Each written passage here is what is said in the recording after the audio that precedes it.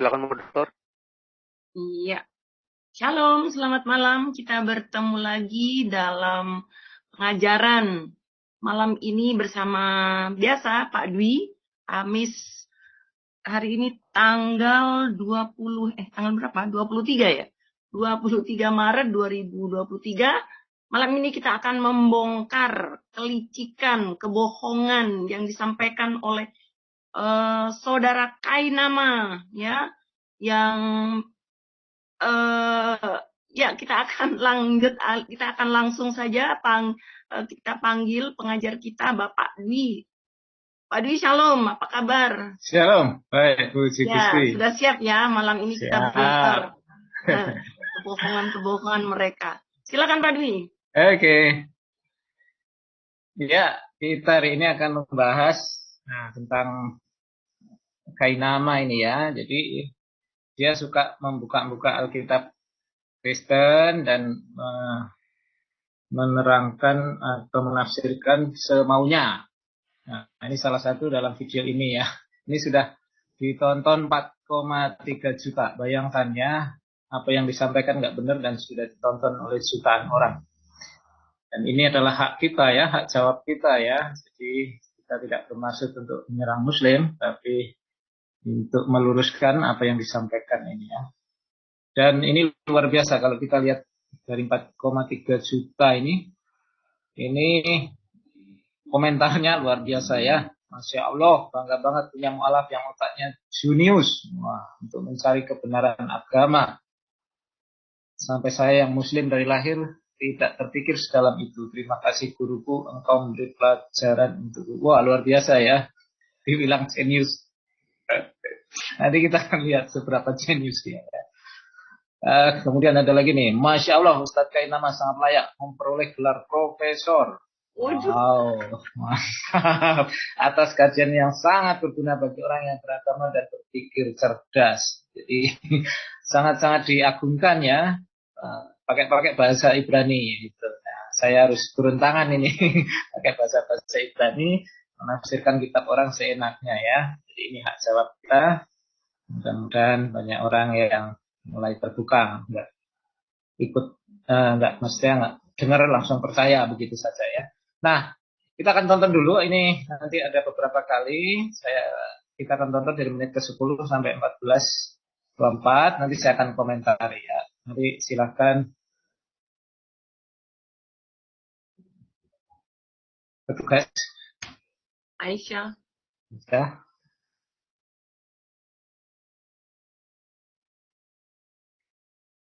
Aisyah video.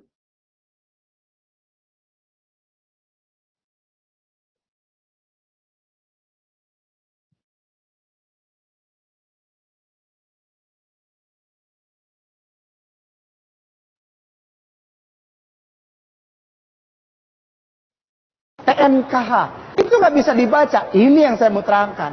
TNKH, K, kilo, dah, klik.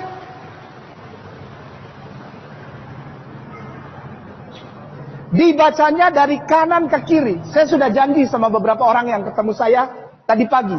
Hari ini kita akan bahas kitab tertua di muka bumi. Tertua di muka bumi. Sekali lagi, kitab tertua di muka bumi. Apa kata kitab tertua di muka bumi? Tentang agama. Kita ikut ke situ. Saya sampai bilang gini, kalau kitab tertua bilang, yang benar itu adalah agama Kristen, hari ini saya jadi Kristen. Saya kenal semua pendeta-pendeta, mari celup saya lagi. Celup lagi. Celup kayak teh. Celup. Mari kita buktikan insya Allah. Ini bukan menghina agama lain. Tidak. Kita hari ini belajar sejarah. Dan sejarah ini insya Allah kita bisa pegang. Insya Allah. Ya. Dibacanya Tanakh. Tanakh. Kitab paling tua ini Tanakh. Umurnya 1500 tahun sebelum Masehi. 1500 tahun. Sekarang tahun 2020. Tambahin. 3.520 tahun yang lalu. Islam 1.400 tahun yang lalu. Apa yang dikatakan kitab 3.520 tahun yang lalu tentang agama? Mari kita buka, ketik.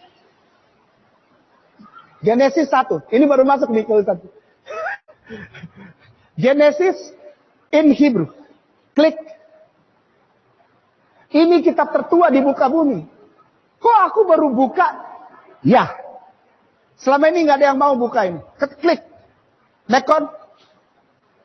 Klik. Ya. Ustadzku lihat nih sebelah kiri. Ustadzku lihat sebelah kiri. Stop. Oke. Nih, pernah lihat huruf seperti ini? Ini kitab paling tua. Ini kitab paling tua ini. Apa kata kitab paling tua? Kita nggak ngeliat ini. Ini bahasa Inggris. Anak-anak kecil biasa baca itu. Nothing's unusual. Nothing's new. It's all usual. Every single person in Indonesia can speak English. It's nothing. Ya, itu biasa itu. Kita mau lihat yang ininya nih. Ini kitab yang paling tua nih Ustaz. Namanya saya bacain kitabnya. Ini Bereshit.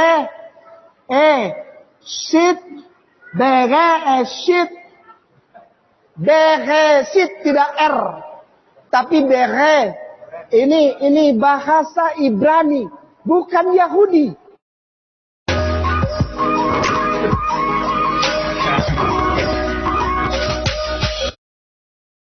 Pertama dengan Bubble Crumbs.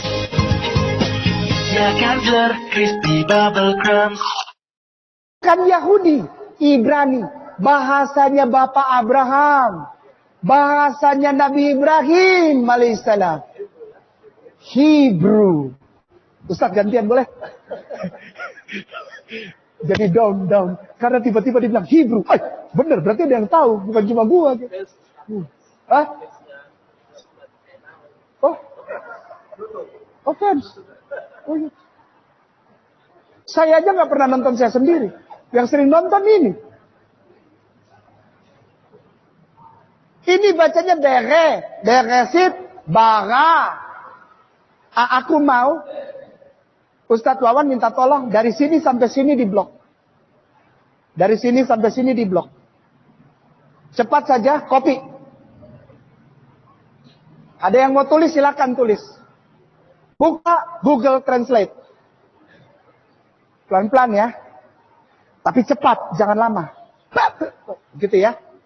Apa yang kitab paling tua di muka bumi cerita tentang agama. Google Translate, Ustaz. Google Translate. Ini diganti Ibrani. Arab. Masukkan. Sejak awal kitab pasal 1 ayat 1 dari kitab yang tertua. Tuhan tidak pernah berubah-ubah namanya.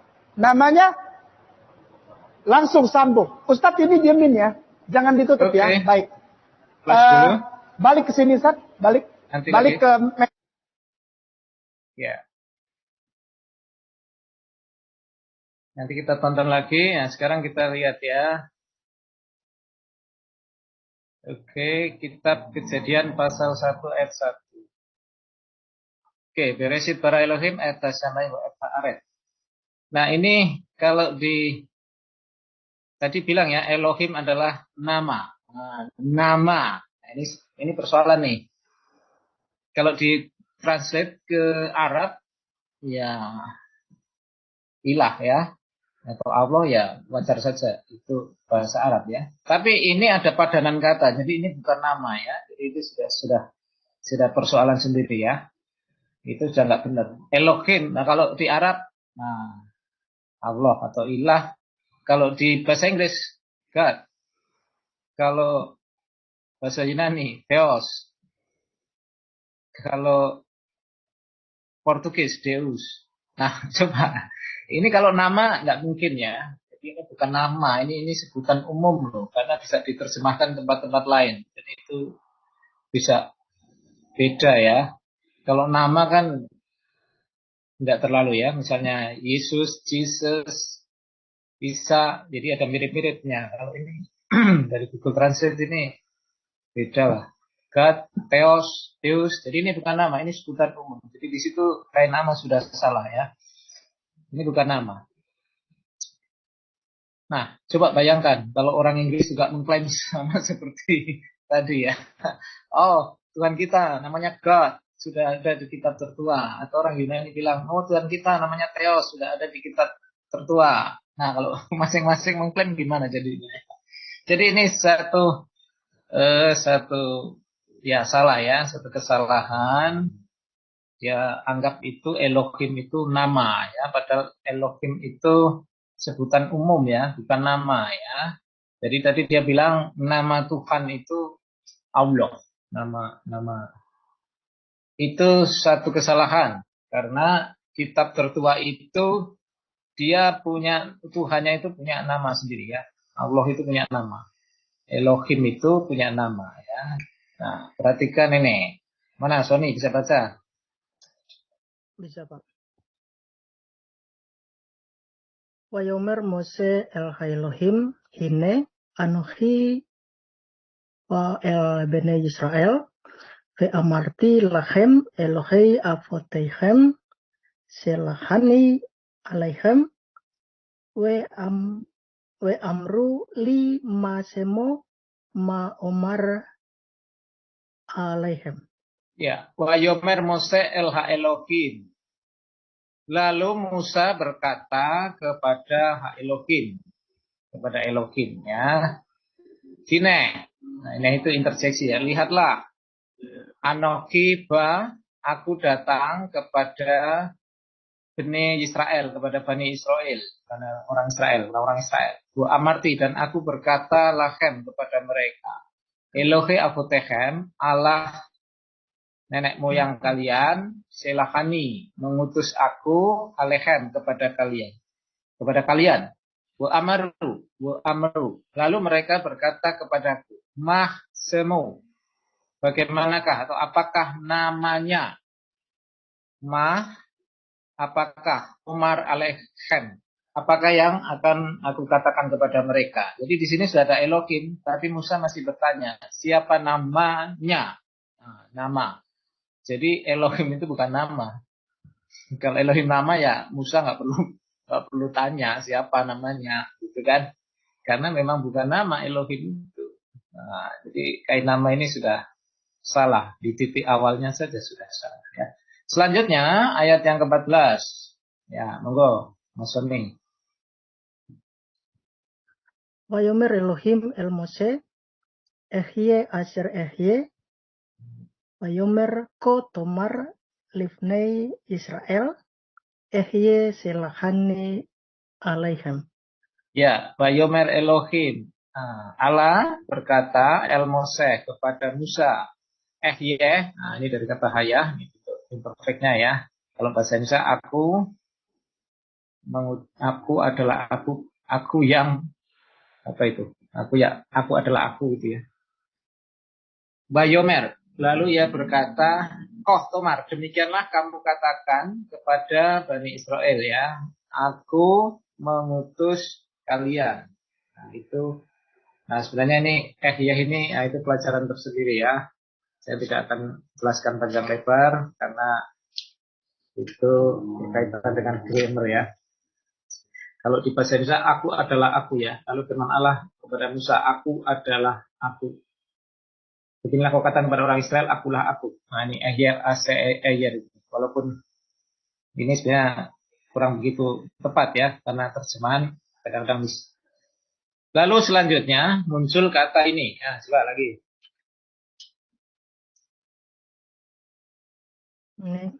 Wayomer ot Elohim el Mose ko tomar el bnei Israel Adonai Elohei avotechem Elohei Abraham Elohei Yitzhak ve Elohei Yaakov silahani aleichem sesemi leolam ve se sikri le dordor.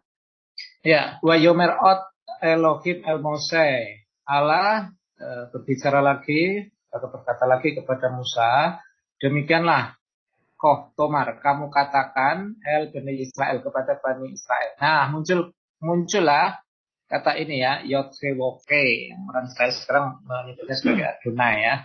Yod-He-Wo-He. Elohe Avotechem. Allah nenek moyang kalian, Allah Abraham, Elohe Yitzhak, Allah Ishak, Elohe Yakub, Allah Yakub, silahani mengutus aku alechem kepada kalian. Zeh, inilah, semi, inilah namaku ya, leolam.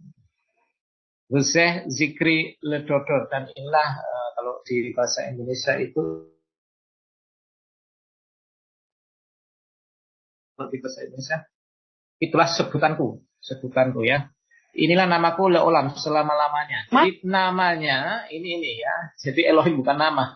Namanya sekarang muncul istilahnya Yod-He-Wo-He itu ya. Dari kata Ehye Asher Ehye, lalu muncul kata Yod-He-Wo-He ini. Nama pribadi Allah dalam bahasa Ibrani terdiri 4 huruf. Yod-Ye-Haweh atau Yod-He-Wo-He. Seperti yang diberikan Musa sewaktu Musa menanyakan siapa namanya di dalam kitab Keluaran. Nama ini yang sangat disegani untuk diucapkan oleh orang Ibrani, ini dari Wikipedia ya.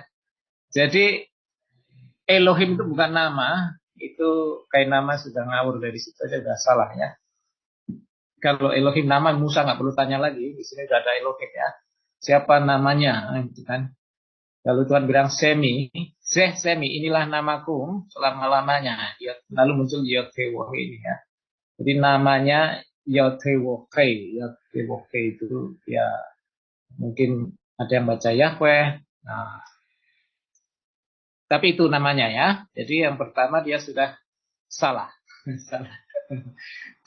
Dikira Elohim itu nama. Jadi ngawur sekali ya. Elohim itu bukan nama. Wong ada padanan katanya. Ada God, ada Deus, ada Dewa, macam-macam. Itu ada padanan kata. Kalau nama kan tidak ada padanan kata tuh. Nama itu di mana-mana ya sama kalau sekarang. Kalau ada perubahannya sedikit ya. Misalnya Debbie, Debu, nah seperti itu. Yesus, nah itu masih mirip-mirip nama. Tapi kalau ada padanan kata, ada El, ada Allah, ada God, Deus dan sebagainya. Itu bukan nama, itu kata umum ya. Itu salah. Oke, lanjut kita tonton lagi. Ini lanjutan dari tadi sampai 18:40 ya, 14:20. Jadi sudah salah. Nanti kita akan lihat kesalahan-kesalahan berikutnya ya.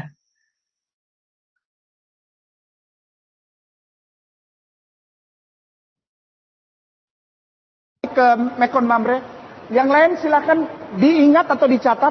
Kalau punya HP ikutin, ya. Bible klik ke bawah geser. Op, jangan cepat-cepat. Sudah? Op. Sudah? Ya. Ada ini nih. Nehemia klik. Ezra chapter 5 klik. Kalau ada yang bosan berarti nggak mau belajar. Duduk tenang. Lihat ini. Udah? Chapter 5. Lihat. Ya sebentar. Tadi kita udah dapat satu. Nama Tuhan tak pernah berubah dari awal bumi diciptakan. Namanya Allah.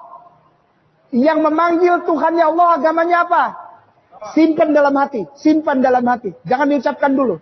Ya. Aku ingin Ustadz Wawan dari sini sampai sini di blok. Dari sini sampai sini di blok.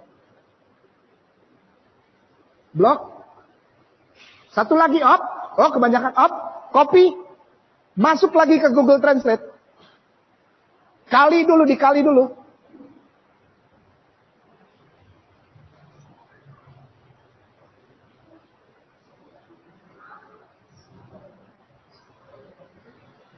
Orang yang beragama yang benar, kata kitab tertua, tandanya mereka mengucapkan bahasa Hebrunya, ini bacanya Bashum Elah. Sampai detik ini, orang-orang yang dibenci karena mereka Yahudi tetap mengucapkan Bashum Elah. Dan itu adalah Bismillah. Buka yang baru, Ustaz. Cepat saja buka baru. Nama Tuhannya Allah. Tanda orang penyembah Allah beragama namanya Basyumillah. Mengucapkan Basyumillah. Lalu yang baru ketik Keluaran spasi 34 spasi 6. Enter aja udah. Versi paralel klik. Oh, ini kok menampilkan ayat Bible? No, ini bukan ayat Bible. Ini ayat dari kitab yang paling tua, cuma sudah diterjemahkan kepada bahasa Indonesia. Baca. Aku mau Ustaz baca. Jadi aku nggak mau dibilang bohong. Ustaz tolong baca yang TL ini. Ini nih, pakai mic Ustaz. Baca. Maka Tuhan pun berjalan. Dengan pinjaman 10 juta rupiah, Sambil dia berseru, Allah, Ar-Rahman, Ar-Rahim, yang panjang, sabar lagi besar, kemurahannya dan kebenarannya. Amin. Tadi kita, syukran Ustaz, syukran. Tadi kita sudah lihat nama Tuhannya Allah, tanda manusia beragama mengucapkan Bismillah, lalu ditambah Ar-Rahmani, Ar-Rahimi, Allahu. Tapi mereka taruh huwanya di depan. Huwa Allah. Huwa Allah. Huwa itu bahasa Arabnya adalah he is.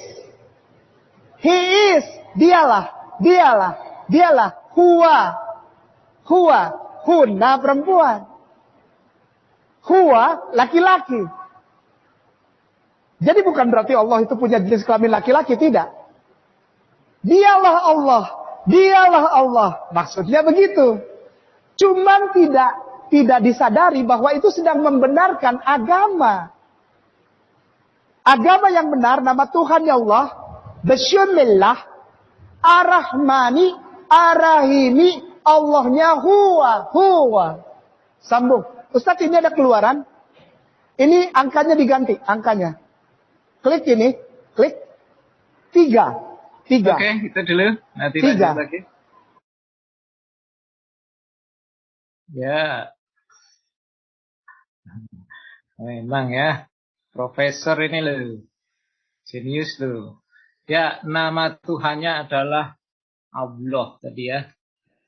Ya, kalau ini kan namanya bahasa Ibrani serumpun. Ya mirip-mirip kan wajar. Kalau diterjemahkan bahasa Inggris kan beda lagi ya. Jadi ini kan bukan nama loh, aneh sekali. Lalu ini Keluaran 34 ya, berjalan Tuhan lewat dari depannya dan berseru, Tuhan Allah penyayang pengasih panjang sabar dan berlimpah kasihnya dan setianya. Nah ini kalau dalam bahasa Indonesia Tuhan dalam huruf besar ya. Ini kan Yodhe Wohe ya. Nah dari mana dia dapat Allahnya tadi? Huwa itu tadi dari bahasa Ibrani yang mana ini? Saya cari-cari nggak ada ini ya. Wa ya'afor adune el panaf, wa yikra adune el rakum, wa hanum erek apayim, huraf heset wa emet. Jadi tidak ada di sini kata huwa roh itu mana, nggak ada di sini ya. Jadi ngawur sekali ya. Ini tidak ada. Jadi dia memang licik ya. Sama-samakan, tidak ada di sini. Ini dari Keluaran 34 ayat 6, tidak ada kata huwa dalam bahasa Ibrani, tidak ada di sini. Ya.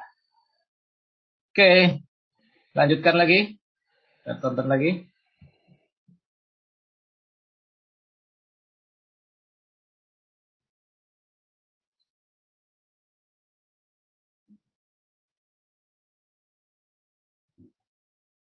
Nah, mana tugasnya?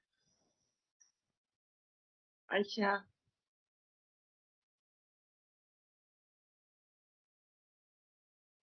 Mana dia?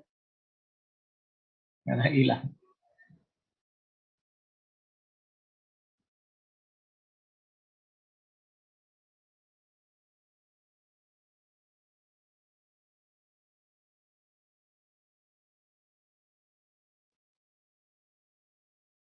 Hilang ya? Kemana dia? Tuh. Pergi dia. Mungkin sinyalnya kali. Oh. Ya, kalau kita lihat ini, terus dia mengutip Keluaran pasal 3 ayat 5 ya.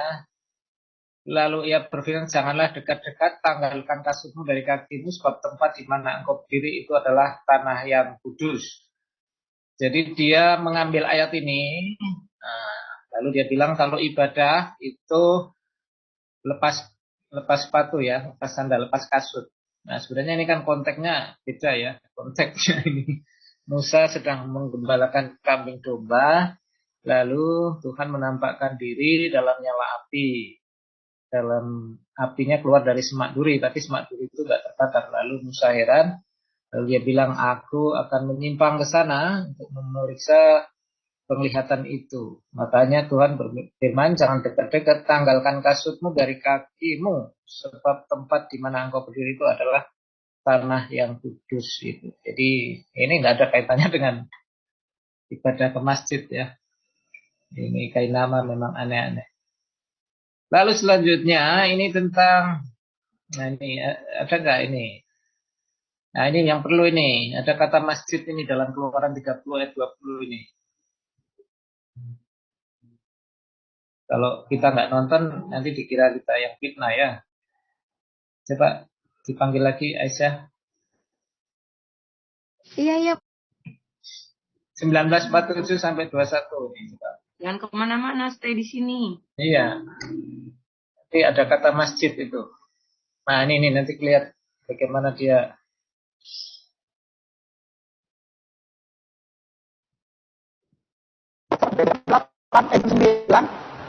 Karena saya ada syuting di tempat lain.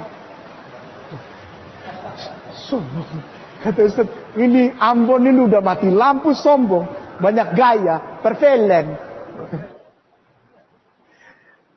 Lalu ia berfirman, janganlah datang dekat-dekat. Kata huwa tadi nih, kata Allah yang tadi nih, di kitab yang paling tua nih. Janganlah datang dekat-dekat, tanggalkanlah kasutmu dari kakimu, sebab tempat di mana engkau berdiri adalah tanah yang kudus. Jadi kalau beribadah berdiri, ibadah bukan nyanyi, bukan main piano, bukan main drum, lalu loncat-loncat konser, bukan. Berdiri diam, tapi lepas dulu alas kaki di depan pintu. Sepatu ke, sendal, namanya kasut. Sambung. Ini ganti 30, cepat ini. Ini kain nama cepat ini. 30, 20. 30, 20. 20, ya. 20, udah, tampilkan.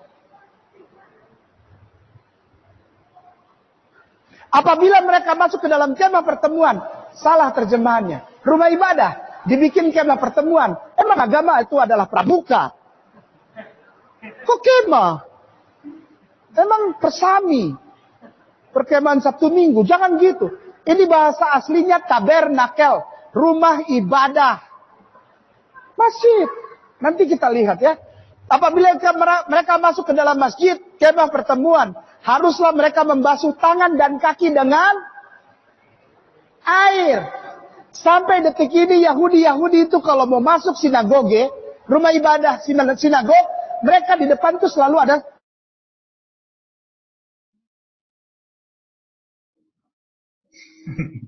Oke, kita lanjut. Ya. Oke. Nah, ada masjid ya. Makanya ini profesor ya, menemukan hal-hal yang tidak ada di Keluaran 30 ayat 20, apabila mereka masuk ke dalam kemah pertemuan. Menurut Ustadz itu mana ada kemah kayak bersami ya. Itu kemah satu.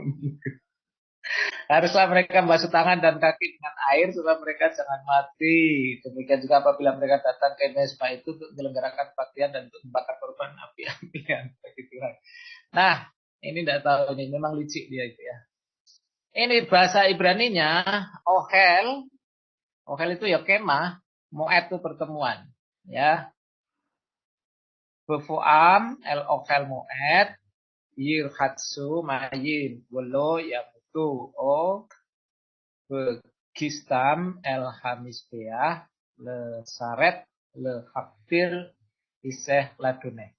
Pada waktu mereka ini masuk ke kemah pertemuan, ya. Ohel moed. Ya betul ini kemah. Kemah pertemuan. Ini kan perhatikan ini. Ini kan masih di keluaran ya. Masih di keluaran itu kan berarti masih di padang gurun. Jadi ini yang namanya ohel moed. Kemah pertemuan. Bukan masjid. Belum ada masjid. Karena dia tidak membaca secara keseluruhan nih Pak. Oh ini Iya, sedang dalam perjalanan di padang gurun kan. Nah makanya dia kan itulah kelicikannya. Makanya kita bongkar. Karena enggak. Sembarang-sembarang kan. Hanya mengambil satu kata doang lalu menyimpulkan yang ngawur sekali. Kalau makanya dia itu selalu dia comot keluar dari konteksnya. Ini kitab keluaran kan berarti kan masih di padang gurun. Ya memang kemah karena belum permanen. Karena ini masih digotong-gotong. Ini bentuknya kemah. Namanya bahasa Ibraninya ohel moed. Kemah itu ohel bahasa Ibraninya. Ini ohel nih, ohel moed. Nah, ini ohel ya. Kemah-kemah ini di sekelilingnya ya. Di sekelilingnya. Dan dia tipu-tipu lagi. Dia bilang bahasa aslinya apa tadi? Tabernakel gitu kan? Tabernakel itu bukan bahasa aslinya, ngawur lah. Tabernakulum itu bahasa Latin. Nih. Tabernakulum yang berarti kemah, gubuk, pondok, bukan masjid, bukan. Tabernakulum. Nah, lalu diambil oleh bahasa Inggris, jadi tabernacle ya. Lalu bahasa Indonesia ikut-ikutan tabernacle. Jadi ini bukan bahasa aslinya. Tabernakulum itu bahasa Latin. Ya bahasa aslinya ya ini ohel kemah. Dikira persami lagi ngawur sekali ya kan. Nah, kita jadi bahan olok-olok. Itu kan ngawur sekali ya. Ya memang ini kemah karena sedang dalam perjalanan dari Mesir ke Kanaan. Jadi modelnya kemah supaya bisa dibongkar pasang gitu. Itu ya, kemah suci itu atau kemah pertemuan. Nih bahasa Ibraninya nih. Ohel moed ya, ohel moed, tempat ibadah sentral yang dapat dipindah-pindah untuk bangsa Ibrani sejak masa mereka meninggalkan Mesir setelah peristiwa Eksodus keluar dari Mesir hingga masa para hakim. Ketika mereka terlibat upaya penaklukan negeri Kanaan, hingga unsur-unsurnya dijadikan bagian dari Bait Allah yang permanen di Yerusalem sekitar abad ke-10. Nih, baru nanti di zamannya Salomo ya, bangun ya. Idenya dari Daud nanti dilaksanakan pada zaman Salomo itu betul-betul permanen. Tapi sebelum itu masih ohel moed, kemah pertemuan. Nah memang sebelum masuk itu harus membasuh tangan dan kaki dengan air ya. Ini memang ada tempat untuk itu. Nah, tempat untuk membasuh tangan kaki. Nah, tapi jangan lupa ada kalimat selanjutnya yang dia juga nggak akan singgung pasti. Perhatikan di sini. Demikian juga apabila mereka datang ke mezbah itu untuk menyelenggarakan kebaktian dan untuk membakar korban api-apian bagi Tuhan. Tidak mungkin dia akan sebut. Ini modelnya begini. Nah sekarang kalau dia bilang masjid, saya tanya kayak nama. Kemudian kau dengar ini. Masjid mana yang ada mezbah untuk korbannya? Ya. Masjid mana? Ya. Cari sampai dapat. Pasti dia nggak akan, satu ayat ini nggak akan diambil utuh karena itulah kelicikannya ya, hanya ambil dia kan hanya menekankan ini wudunya kan, membasuh dengan air ini. Nah, ini cocok dengan wudhu. Hanya ambil ini saja. Tapi selain itu, ada misbeah. Nggak akan dia berani sebut. Karena itu liciknya di situ. Satu teks itu nggak akan dia baca utuh, hanya dicomot-comot. Nah sekarang, kalau ini, dia mencuci supaya nanti melakukan ibadahnya adalah dalam bentuk seperti ini. Ini ada mesbah, ada ya di sini ya korban yang dibakar itu. Imam-imam ini. Kalau itu masjid, coba jawab pertanyaan ini ya, masjid mana yang ada mesbah untuk korban ini? Nah, inilah sebenarnya ini adalah inti dari iman ya, yang ada di Alkitab ya, dan hampir segala sesuatu disebutkan menurut hukum Taurat dengan darah dan tanpa penumpahan darah tidak ada pengampunan. Jadi yang paralel ya, yang sesuai dengan ajaran kitab tertua menurut kain nama itu ya Yahudi dan Kristen ya, karena ini sebenarnya adalah simbol saja. Pelayanan mereka adalah gambaran dan bayangan dari apa yang ada di surga. Jadi ini gambaran dan bayangan saja di masa PL itu. Nah, di zaman PP inilah digenapi ketika Yesus dikorbankan mati di kayu salib itu ya. Jadi ini yang menjadi inti dari ibadah yang benar di dalam kitab tanah itu. Makanya di sini ada kemah, lalu di depannya ini ada korban, tempat mesbah, tempat membakar korban. Ini harus ada ini. Nah ini tempat pembasuhannya ya di sini. Ini harus ada. Jadi nggak ada. Coba kalau ada masjid yang seperti ini, ada tempat pembakaran ini. Nah, kalau ada masjid yang seperti ini, coba tunjukkan. Pasti tidak ada. Karena ini sebenarnya kalau ada masjid yang seperti itu, tempat mesbah untuk membakar, untuk korban bakaran, kita kembali ke Islam, Pak. Iya, betul. Kita berani taruhan ini. Kalau ada masjid yang membakar-bakar seperti ini, ya. Karena nggak ada, jadi dia hanya comot. Itulah makanya licik kan, dia hanya ambil satu kata. Satu kata. Ini juga novel mu'ad. Kemah pertemuan diterjemahkan masjid. Lalu membasuh ini ya, dirhatsu dengan air. Nah, itu diambil untuk mencocokkan dengan wudhu, tapi kalimat selanjutnya dia tidak akan pernah tampilkan ini karena di Islam tidak ada ini. Padahal ini adalah inti berita daripada kitab suci ya. Ini dan ini adalah gambaran dari apa yang dikerjakan oleh Yesus Kristus untuk menyelamatkan manusia. Kalau kita percaya kepada Tuhan Yesus, maka ya kita yang harusnya binasa kita digantikan oleh Yesus begitu ya. Nah, ini tidak ada konsep pengganti ini, konsep korban seperti ini tidak ada di Islam.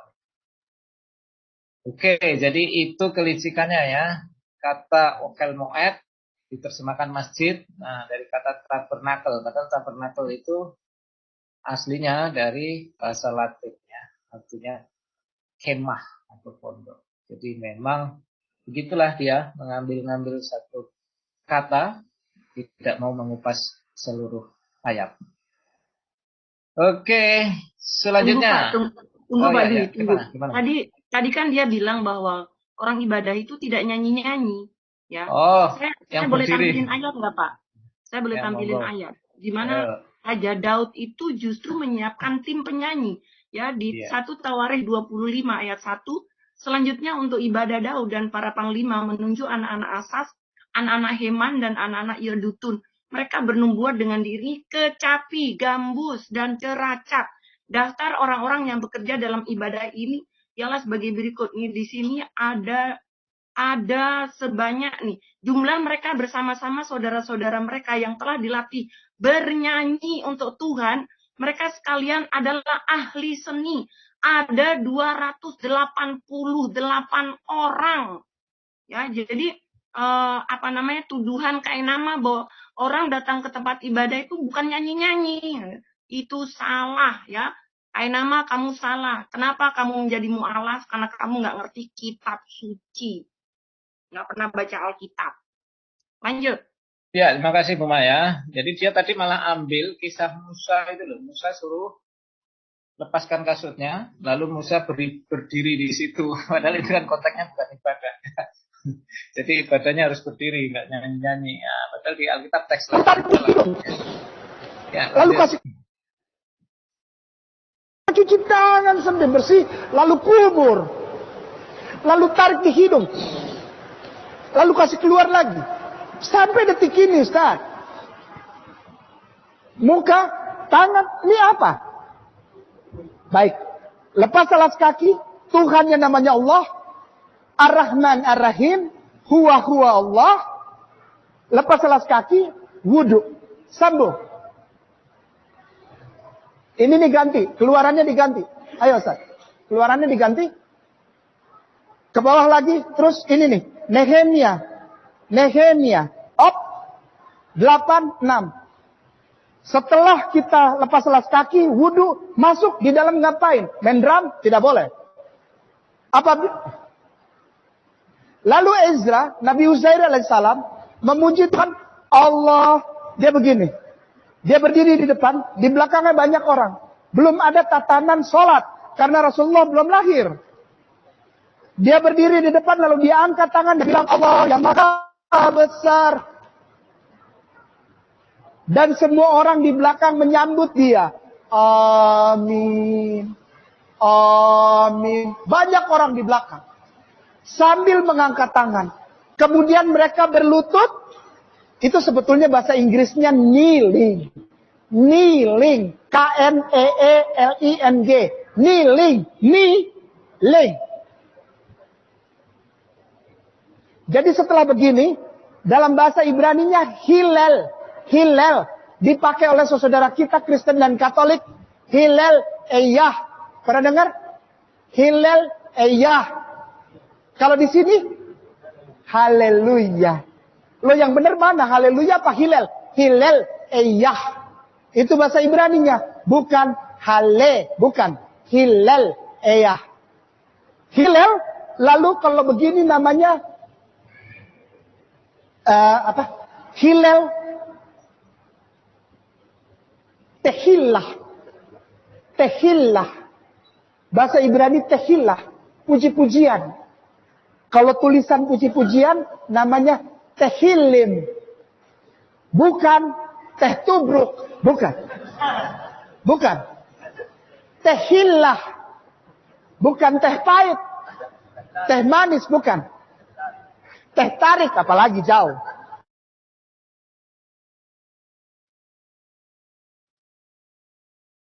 Oke, lanjut ya. Nah, kemudian dia mengambil ini ya dari kitab Nehemia 8 ayat 6, lalu Esra memuji Tuhan. Hillel Eyah tadi ya. Allah yang Maha Besar, dan semua orang menyambut dengan amin amin sambil mengangkat tangan. Kemudian mereka berlutut dan sujud menyembah pada Tuhan dengan muka sampai ke tanah ya. Nah, dia bilang ini semua orang di belakang. Kan, supaya cocok dengan gambar ini sebenarnya. Supaya cocok dengan gambar ini ya. Nah, tapi kita lihat ini. Konteks keseluruhan dari Nehemia 8 ini ya. Maka serentak berkumpul seluruh rakyat di halaman di depan pintu gerbang air. Mereka meminta kepada Esra, ahli kitab itu, supaya ia membawa kitab Taurat Musa, yakni kitab hukum yang diberikan Tuhan kepada Israel. Lalu pada hari pertama bulan yang ke-7 itu, Imam Esra membawa kitab Taurat itu ke hadapan jemaah. Ke hadapan jemaah, yakni baik laki-laki maupun perempuan dan setiap orang yang dapat mendengar dan mengerti. Ia membacakan beberapa bagian daripada kitab itu di halaman di depan pintu gerbang air dari pagi sampai tengah hari di hadapan. Nah ini, di hadapan laki-laki dan perempuan dan semua orang yang dapat mengerti. Dengan penuh perhatian seluruh umat mendengarkan pembacaan kitab Taurat itu. Esra ahli kitab itu berdiri di atas mimbar kayu yang dibuat untuk peristiwa itu. Di sisi sebelahnya, sebelah kanan berdiri Matija, Sema, Anaya, Uria, Hilkia, Masea, sedang di sebelah kiri berdiri Pedaya, Misael, Malkia, Hasum, Hasbada, dan seterusnya. Lalu ayat 5, Esra membuka kitab itu di depan mata seluruh umat, dan seterusnya ya. Nah ini, kalau kita lihat bahasa Ibraninya ini ada kata neged. Neged, Ha'anasim, laki-laki, pria-pria, Wehanasim, dan perempuan-perempuan. Nah, naked itu di depan, jadi berhadapan ya, in the present, ini kalau bahasa Inggris ya. Jadi, bukan di belakangnya. naked, di depan, ini dalam bahasa Ibrani-nya. Dan Esra tadi apa? Pakai apa? Mimbar dari kayu ya di sini ya. Nah, berdiri di atas mimbar lalu di hadapan, berhadapan laki-laki dan perempuan. Jadi gambarnya ini lebih mirip yang mana? Seperti ini kah atau seperti ini? Beda. Beda kan? Nah, makanya beda. Betul, makanya itu liciknya di situ. Ini kalau lihat konteksnya jelas kok. Bahasa Ibrani-nya juga jelas nih, naked itu di depan. Nah, jadi mau dicocok-cocokkan dengan orang yang sedang sholat, ada imamnya gitu ya Pak? Iya, betul sekali. Jadi supaya cocok ya dia ambil aja nanti satu. Bilang imamnya amin. Ya, betul sekali. Kan Musa sedang membacakan kitab Torah di hadapan orang-orang Israel yang baru datang dari pembuangan kan itu? Iya, Esra. Ya, Esra setelah pulang ke pembuangan itu dia akan punya semangat yang baru. Kenapa kok bangsa ini tertindas dan sebagainya? Oh, karena kita ini sudah melalaikan Taurat lalu mereka menggali Taurat ini. Dia menjelaskan, dibacakan. Ini kan pakai bahasa Ibrani ya. Lalu mereka kan sudah bahasanya bukan Ibrani lagi kan mereka ini. Nah, lalu diterangkan gitu. Nah, itu pakai mimbar dari kayu, ada mimbarnya ya. Di atas mimbar. Di depan mata seluruh, di hadapan atau di depan ya, naked. Jadi di depan. Bukan di belakang terus ngikutin amin. Nah, karena dia mau cocokkan ini. Dia mau cocokkan.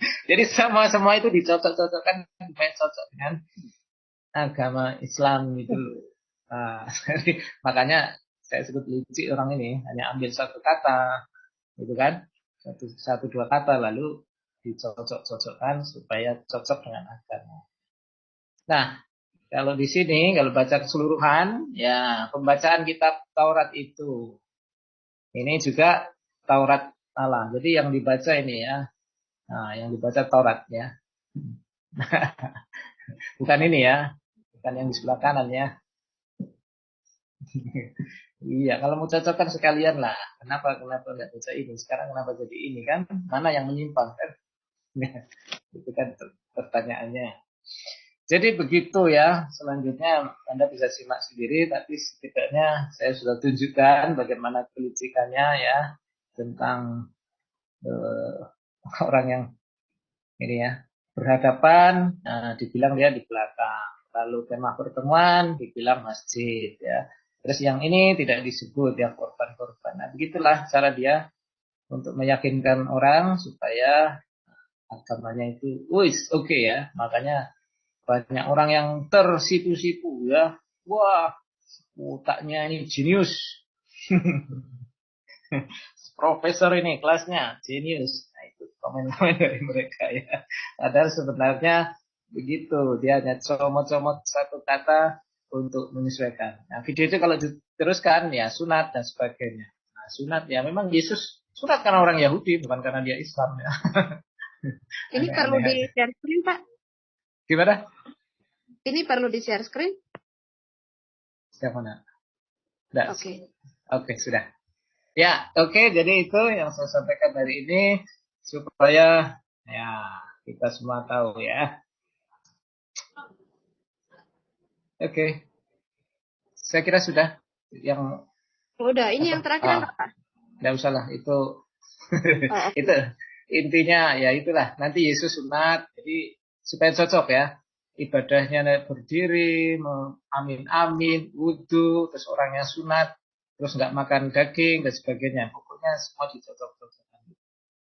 Itu ke arah sana. Nah, tadi Bapak Ibu sudah melihat ya bagaimana dia mengambil ayat, bukan satu ayat, tapi satu kata, lalu dicomot-comot mana yang cocok dengan agamanya. Oke. Itu dari saya kembalikan ke moderator. Ya. Terima kasih malam ini kita mendapatkan pencerahan ya bahwa ketika Musa membuka kasutnya itu bukan untuk beribadah ya Pak ya, bukan untuk beribadah, tapi itu adalah itu adalah Tuhan bertemu dengan tempat itu adalah kudus. Jadi lepaskanlah kasutmu bukan karena mau beribadah di masjid. Terus yang tadi itu sampai Ezra membaca Taurat itu tidak seperti imam masjid yang berdiri di depan lalu para makmum ada di belakangnya berkata amin, tidak, tapi itu berhadap-hadapan ya. Kayak nama buat para muslim jangan terkagum-kagum dengan para mu'alaf ya, karena mereka itu memutarbalikkan kebenaran apa yang ada di Alkitab ya. Mereka hanya mencari nama ya, mereka hanya senang dipuji-puji. Semakin kalian memuji-muji semakin besar tuh perutnya tuh si Kainama. Ya, jadi mari kita semua belajar, yang Kristen juga belajar, yang Islam juga belajar supaya kita tidak mudah ditipu. Terima kasih Pak Dwi. Teman-teman kalau ada yang mau bertanya silakan. Saya mau bertanya Pak. Saya Pak Dirumpak.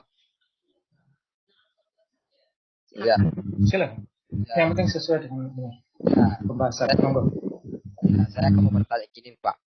Itu betul, baru saya dibukakan karena saya juga saya punya satu kali memang dia ustaz, dan tadi siang kan saya diserang karena dia menonton YouTube-nya Kinama, ya saya diserang. Jadi maksudnya diserang, dibukakan tentang bagaimana kau menganggap Yesus Tuhan, Isa Tuhan. Jadi saya carilah semua ayat di Google, semua saya berikan, dan saya baru tahu bahwa saya bilang sama sepupu saya, kalau kamu melihat ustaz itu kamu banggakan, kamu tidak akan masuk surga. Dua aja saya kasih Pak. Kita di sini tinggal dua, mau pilih mau masuk surga atau masuk neraka, tinggal kamu yang mau pilih. Jangan kita perdebatkan orang yang pintar dengan orang yang tidak pintar. Nah, jangan sampai kamu terlalu pintar, kamu tidak mau masuk surga.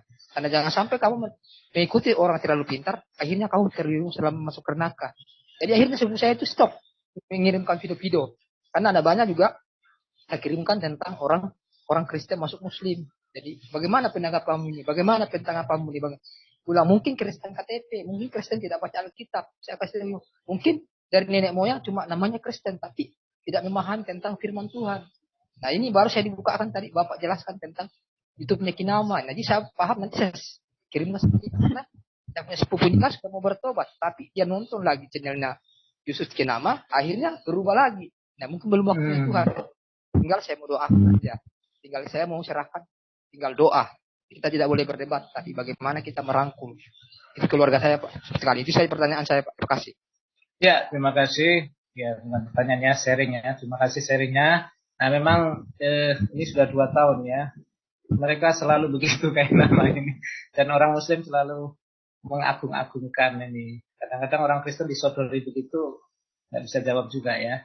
Jadi memang sudah berapa kali nih saya buat sesi untuk kayak nama ini, karena memang licik begitu ya, ambil satu ayat untuk mencocokkan dengan agamanya begitu ya. Kiranya ini bisa ditonton banyak orang sehingga tidak mudah ya kita di share teman-teman, di share di FB, di share karena memang di ya, Instagram. menyedihkan sekali banyak orang Kristen yang hanya gara-gara apa tadi Yesus disunat aja bisa tidak agama, ini yang menyedihkan. Yang Kristen harus juga dibekali dengan ilmu teologi yang bagus lah, supaya tidak mudah terkecoh dengan mereka ya. Oke, makasih Bro Juni untuk sharingnya. Silakan Bro Juni. Enggak, tadi Bro Juni. Shalom teman-teman, Pak Dwi, Bu ya, salam. Saya ingin menanggapi soal ini aja sih, nambahin tentang pendengarnya. Ya, pendengarnya kayak nama ini. Katanya mereka itu berlogika. Katanya nih. Tapi kok dibohongin kayak nama, nurut manut. Dibawa ke jurang, mau gitu. Padahal mereka bisa cari sendiri. Ya, itu bisa. Referensi itu banyak. Jangan cuma, bener nggak sih? Katanya kayak nama kan harusnya begitu dong. Kita cari tahu. Betul. Jangan cuma nurut aja, dibohongin mau. Astaga. Kita manusia dikasih otak, men. Bukan cuma iya aja, iya, nyemplung di jurang. Enggak. Cari ustadz itu yang mendidik. Bukan buat cuma kepentingan pundi-pundinya dia doang. Udah dibohongin, bayar uang. Ya ampun. Itu penipu tuh kayak nama. Ya teman-teman muslim. Penipu. Jadi jangan mau, dia tuh mencari duit. Ya, kasihan kalian, dibohongin. Iya aja. Itu aja, Bu. Makasih. Iya, terima kasih. Berikutnya Aisyah. Ya, shalom Bu Maya, shalom Pak Dwi, terima kasih. Ya, shalom. Nah, saya lagi-lagi mau bilang, selagi kain-kain ini dia yang tidak bisa membuktikan tentang ijazahnya dan lain sebagainya, tentang kependetaannya, itu nggak bisa dipercaya gitu loh. Dan masalahnya yang katanya umat beriman ini, yang katanya agama Islam itu untuk orang-orang yang berpikir, tapi sampai sekarang saya tidak menemukan bahwa mereka berpikir. Ketika kain-kain melakukan begitu banyak kebohongan dari beberapa video tadi yang di share screen, iya aja gitu, tanpa otak dan logika mereka nggak dipakai. Ini mungkin gini nih, yang katanya yang mengklaim diri umat berpikir, yuk pakai otaknya yuk untuk berpikir. Jangan sampai otaknya itu cuma diisiin tentang poligami dan lain sebagainya. Jadi kayak mungkin otaknya diisi hal-hal yang membuat kita menjadi pribadi yang cerdas. Saya berharapnya seperti itu. Dan lagian untuk kain-kain, dari tadi saya perhatikan dari video dia melakukan kayak potong-potong gitu loh. Dia tidak kayak bahas ayat, dia tidak langsung kayak mana kata yang menurut dia tepat sesuai dengan keinginan dia ngambil. Ini kain-kain ini dia melakukan kebohongan, penipuan, penipu ulung gitu kan. Emang kayak gitu banget ya, untuk kayak membenarkan diri sendiri harus banget mengais-ngais di kitab yang katanya sudah dirubah, kitab yang katanya palsu gitu loh. Kenapa sih harus segitu banget? Kalau mau membuktikan kebenaran nggak harus kayak gitu.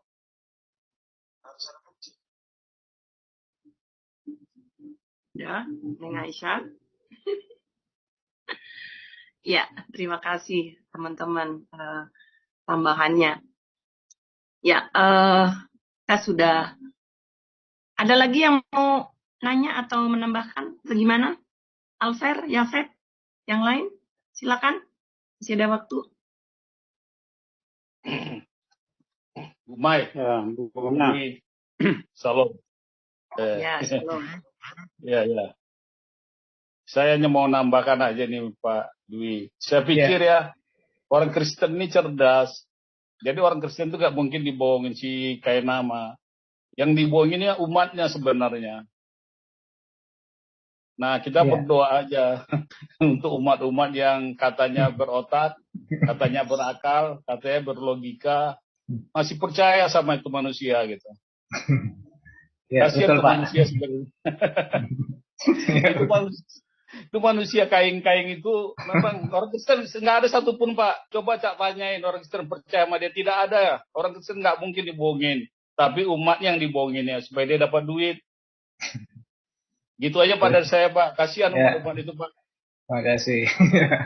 Iya, tapi masalahnya gini ya, banyak juga dari kalangan kita yang Kristen ini dari pihak gereja-gereja itu kurang mendukung.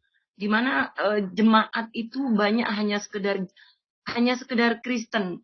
Betapa banyaknya orang Kristen yang hanya sekedar Kristen, anget-anget ayam, yang ke gereja buka Alkitabnya hanya pada saat di gereja. Ya ini yang memprihatinkan. Jadi perlunya kita bersaksi, kita memberitakan kebenaran setiap hari, dan juga jangan lupa kita melibatkan Tuhan. Karena itu di WAFM setiap pagi kita ada saat teduh, kita doa syafaat, kita doa untuk para debator Kristen, kita doa untuk para debator Muslim, keluarga-keluarga kita yang Muslim ya. Karena itu teman-teman bergabung dengan saat teduh di sini setiap pagi jam 5 ya. Tadi ada saudara Joker angkat tangan. Oh, udah nggak ada. Tadi Pak Yafet kayaknya mau bicara, silakan. Ya, Bu Maya, kalau orang Muslim katakan kayak nama ini jenius, bukan jenius, dia licik, bodoh dan tipu-tipu kerjanya. Betul. Jadi itu yang saya tangkap dari apa yang dia jelaskan. Yang kedua, ya perlu teman-teman Muslim itu tahu bahwa kayak nama ini hanya mengambil ayat, itu pun tidak lengkap. Dan dia tidak tahu konteksnya ayat itu berbicara apa. Ya kan, seperti tadi Musa berdiri, Tuhan bilang lepaskan kasutmu, itu kan konteksnya waktu Musa kan di padang gurun, itu bukan di dalam rumah ibadah. Nah, jadi teman-teman muslim juga harus tahu, nah, bahwa kainama ini tipu-tipunya di situ. Jadi tidak tidak tahu konteksnya Alkitab itu, ayat itu berbicara apa. Kemudian yang kedua, dia tidak ungkapkan secara keseluruhan dari ayat yang dia sampaikan. Nah, itu yang teman-teman muslim perlu tahu. Nah, kemudian memang di kita juga Kristen ini kan kurang mau belajar tentang Alkitab dari bahasa aslinya, baik itu Ibrani maupun Yunani. Karena ya kita memang menyadari bahwa Alkitab kita ini kan ada dua bahasa, Perjanjian Baru Yunani, Perjanjian Baru bahasa Ibrani. Nah, ini juga yang kadang-kala banyak di antara kita kan tidak tahu. Nah, makanya ketiga kainama ikuti segala kelicikan. Ya, kita yang tidak pernah belajar tentang bahasa asli itu manggut-manggut aja. Jadi itu frekuensinya dari kita juga yang tidak mau belajar. Makanya kan selalu saya bilang sama teman-teman, cobalah pergunakan kesempatan untuk bisa belajar. Ya minimal ikutin. Kayak apa yang disampaikan Pak Dwi malam ini kan bermanfaat sekali, ya kan, untuk kita menambah wawasan. Tapi ya banyaklah teman-teman yang Kristen ini tidak mau, karena ya mungkin sudah bangga lah dengan apa yang dia lakukan sekarang, yang hanya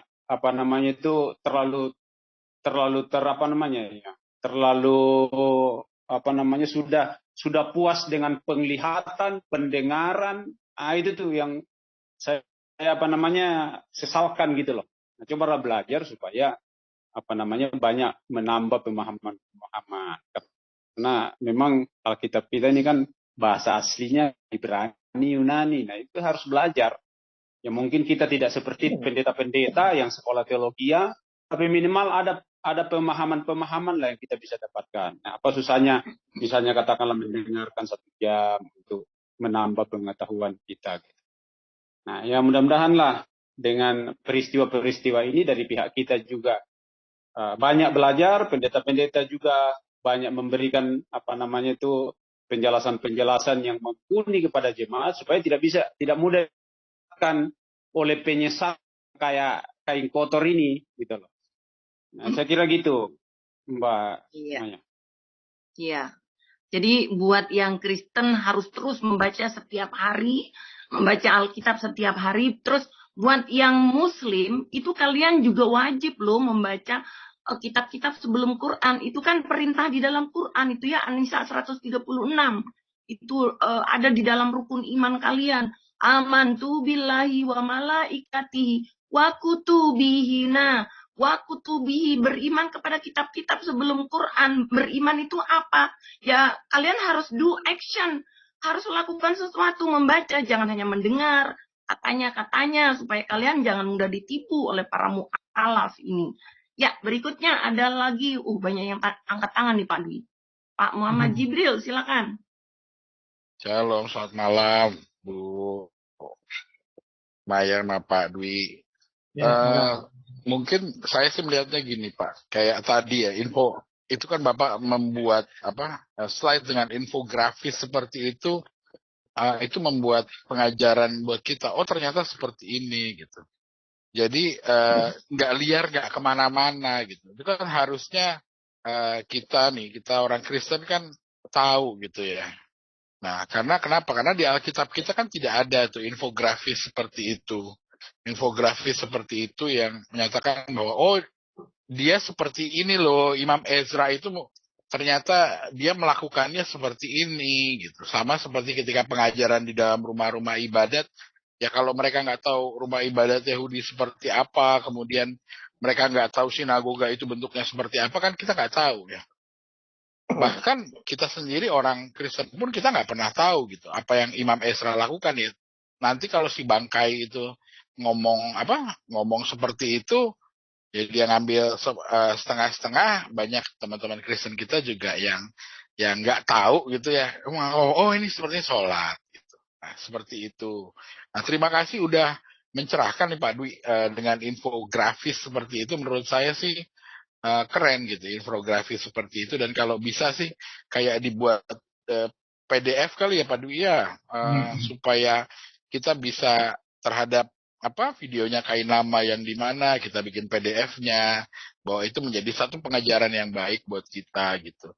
Nah, kalau tentang Musa kan harus ngelihat konteks. Itu kan pertama kali Musa dipanggil kan, dia membicarakan ketika pertama kali Musa dipanggil, yang ketika Musa melihat pohon yang menyala-nyala kan, seperti itu, bahwa tempat ini adalah suci, tanggalkanlah kasutmu, seperti itu. Nah, itu juga harusnya sih mereka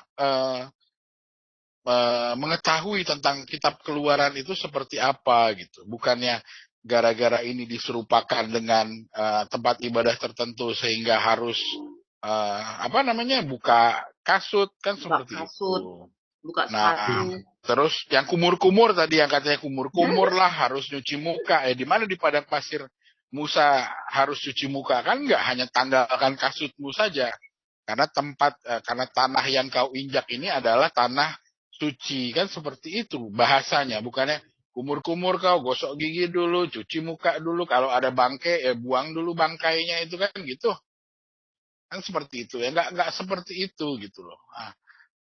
Teman-teman kita pasti yang di seberang sana akan bilang bahwa ini kan kitabnya, kalau tadi Bu Maya bilang harus mengimani, mereka selalu alasan mereka gini Bu Maya, bahwa kitab itu kan sudah dipalsukan oleh orang-orang Kristen dan orang-orang Yahudi. Nah, biasanya mereka seperti itu.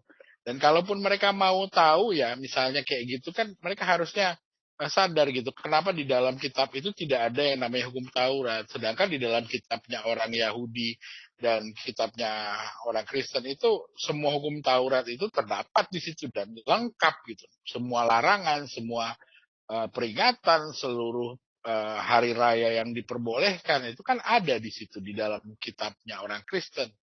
Kalau mereka menganggap bahwa kitab itu adalah lengkap, harusnya kan ada di situ, tapi kan ternyata nggak ada gitu. Nah, ini mungkin yang tadi saya bilang, tanggalkanlah kasutmu karena tempat kau berdiri adalah tanah yang kudus. Akulah Allah, akulah Elohim ayahmu, Elohim Abraham, Elohim Ishak, Elohim Yakub. Seperti itu. Dan kalau disebut di sini kan, kalau dia mau aja ngomong ini nih, yang ayat ke-6, kan tidak ada, mereka itu sesembahan mereka kan bukan sesembahannya Abraham, sesembahan Ishak, sesembahan Yakub. Itu yang menyebutkan di Al-Quran itu, tidak ada. Di Al-Quran tidak pernah ada, Bu. Ayat mengatakan akulah Allah ayahmu, Allah Ibrahim, Allah Ishak, nggak ada. Ya karena mereka kan berasal dari bangsa budak, Bu. Karena kalau di Paulus kan seperti itu, bahwa kita adalah anak-anak orang merdeka karena kita adalah anak-anak Sarah, sedangkan mereka kan bangsa budak yang berasal dari Hagar. Kan seperti itu. Ya memang jelas sih kalau di Perjanjian Baru, cuman kalau mereka pasti nggak akan mau baca gitu. Tapi kan nih, aku adalah Allah ayahmu, Allah Abraham, Allah Ishak dan Allah Yakub. Gitu. Berarti ini Allah ayahnya berarti Allahnya Amram ya. Kalau di situ saudara Musa, saudara Maryam dan saudaranya Harun. Nah, ini kan nggak ada nih yang nomor 6 mereka mau baca gitu. Mungkin itu aja Pak Dwi, terima kasih infografisnya. Menurut saya sih kalau Pak Dwi berkenan, setiap ada videonya nggak bangkai itu kita bikin PDF deh Pak Dwi. Jadi kita tahu gitu loh ini di opsi bangkai itu. Saya kasih infonya Pak Jibril. Makasih Ibu. Makasih.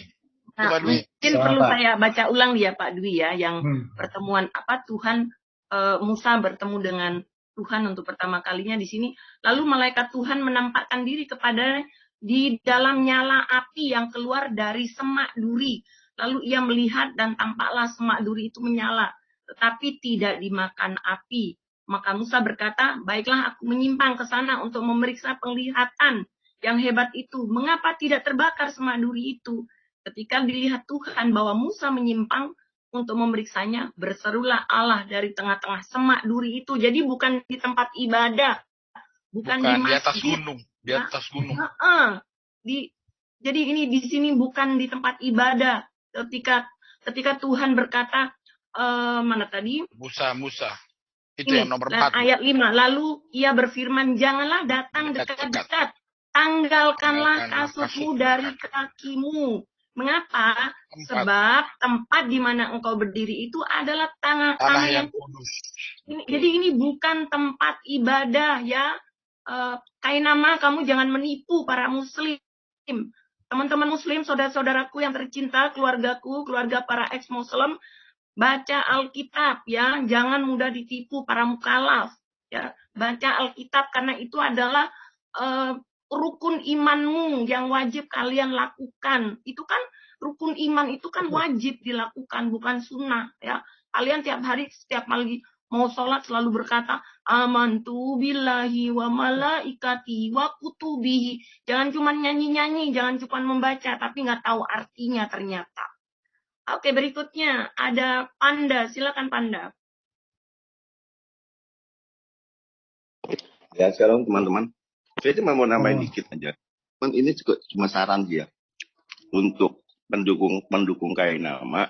Menurut saya lebih bagus Kainama dikawinin dulu sama anak kecil, baru menceritakan Islam itu agama persusuan. Kasih dong istri-istri kalian untuk menyusui biar kalian ke Kainama. Jadi kalian kan saudara. Gitu. Jangan cuma dukungnya kalian nggak tahu dikibulin sama Kainama atau enggak. Mendingan kasihnya begitu, bareng-bareng satu masjid kan banyak tuh yang denger tipuan yang Kainama. Nah itu dikasih satu masjid pada ngantri, si Kainama nyusu gitu. Dan juga kalau bisa anak kecil di antara kalian atau yang punya cucu 6 tahun kawinin ke Kainama, biar jadi bilang Islam itu agama yang sempurna dan mulia. Gitu, itu saran saya. Oke, makasih. Itu udah nggak berlaku seperti itu zaman sekarang, nanti dilaporin ke Kak Seto. Pedofil. Ya, berikutnya Ali Sarasen, silakan. Bukannya begitu, saya cuma saranin begini. Sekarang kalau pedofil di Yaman dimuliakan Allah nggak? Di Yaman pedofil dimuliakan Allah nggak? Kan itu mengikuti ini Suri Tolodan. Nah iya, makanya itu kan dimuliakan Allah. Gitu, itu saya nggak salah. Suri Toladan lo, masa nggak dimuliakan Allah, gimana sih? Iya, makanya itu. Makanya saya menyuruhkan biar Kainama makin dimuliakan Allah kan. Nggak salah dong. Nggak salah kok, Panda. Oke. Jangan melebar. Silakan Ali Sarasen.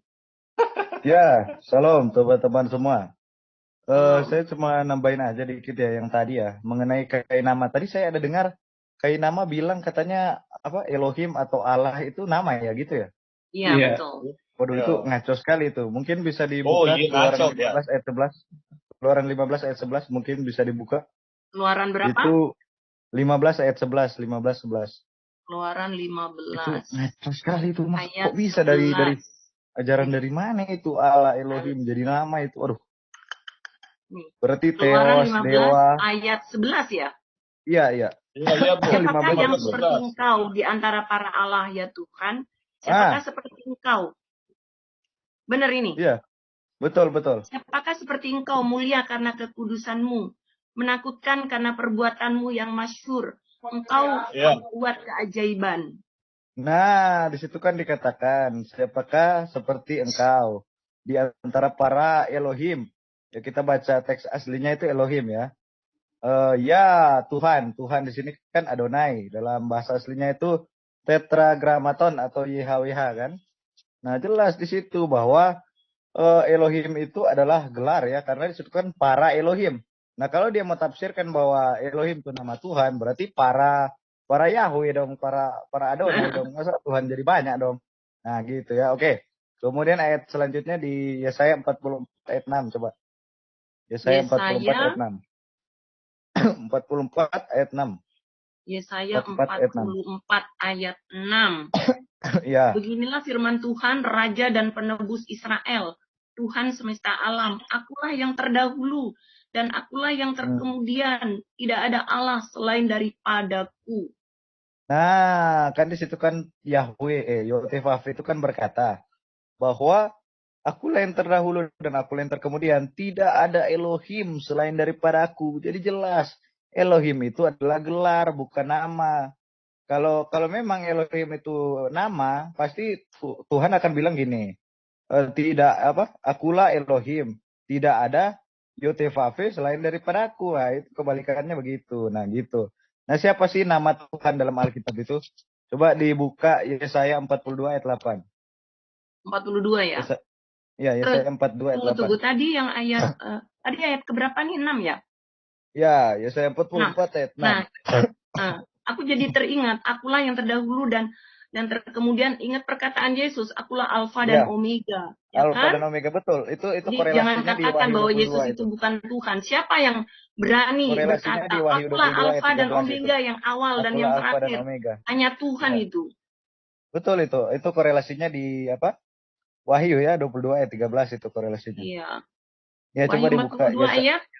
Yesaya 42 ayat 8. 48 ke Wahyu. Nah.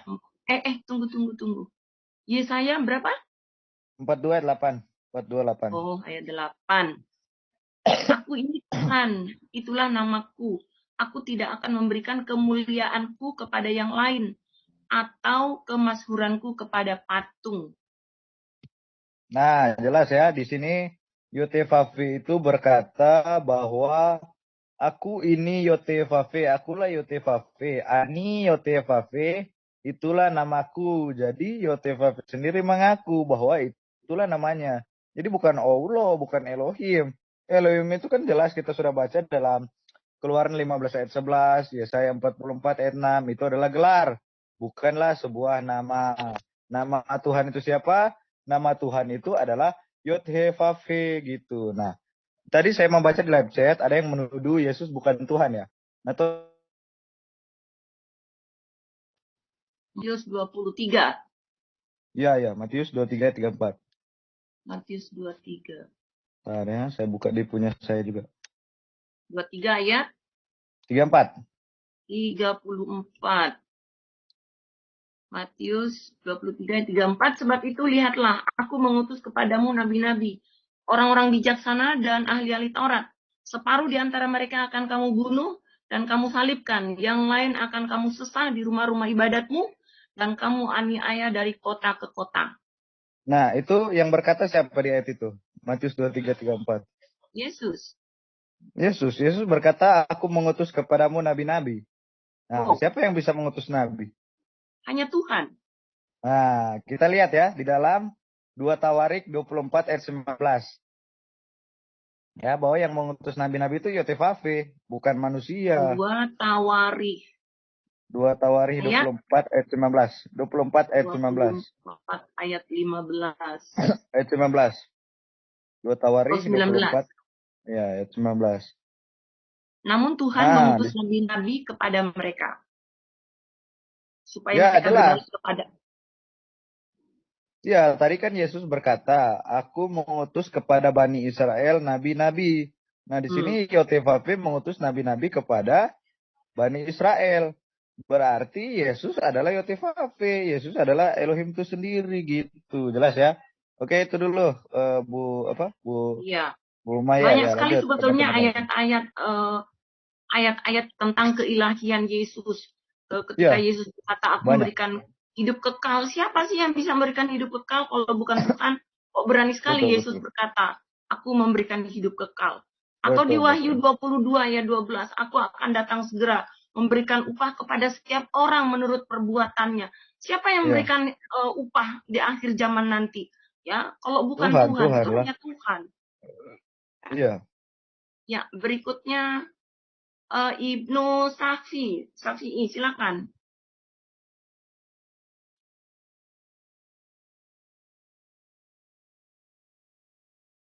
Iya, shalom. Shalom semua. Selamat malam ya. Jadi terkait dengan apa ini, tema kita ini, saya merasa mungkin Kainama tidak pernah membaca Al-Quran ya, tidak pernah membaca kitab sucinya yang sekarang. Contoh dia katakan tadi seperti dalam video tadi ya, jadi saya hanya menanggapi dulu ya, bahwa Allah itu tidak laki-laki, kata dia tadi ya kan, ada omongan dia tadi ada kayak gitu. Allah itu tidak laki-laki, tidak gender, bukan perempuan. Nah, bagaimana kalau seandainya kita baca dulu QS 6 ya, ayat 101. Coba boleh ditampilkan, Bu? Tadi kan si Kainama bilang huwa. Huwa itu kan dia laki-laki. Iya. Quran coba, berapa, Pak? iya. Quran berapa? QS 6 ayat atau Al-An'am ayat 101 ya. Ayat 101 ya. Al-An'am ya, Al-An'am. Iya. Oh, udah. Sepertinya dia nggak pernah membaca. Al-An'am. Iya. Nah, dikatakan di sini ya, dia atau Allah ini ya, pencipta langit dan bumi. Bagaimana mungkin dia mempunyai anak, padahal dia tidak mempunyai istri. Nah, yang selayaknya mempunyai seorang istri itu adalah suami ya. Suami itu sudah pasti laki-laki. Tak mungkin dia katakan di sini ya apa? Tak mungkin dia katakan mempunyai istri kalau bukan laki-laki. Dan anehnya di sini, Allah ini yang katanya maha kuasa, tapi mempertanyakan kemahakuasaan dia di sini. Dia pencipta langit dan bumi, tapi ada di sini. Bagaimana mungkin? Nah ini, kalau bagaimana mungkin ini adalah hal mempertanyakan kemustahilan yang tidak bisa dia lakukan. Ya kan? Bagaimana mungkin dia mempunyai anak? Artinya tak mungkin. Kalau nggak punya istri. Nah istri itu adalah perempuan ya, bukan laki-laki. Jadi kalau dia bilang tadi bahwa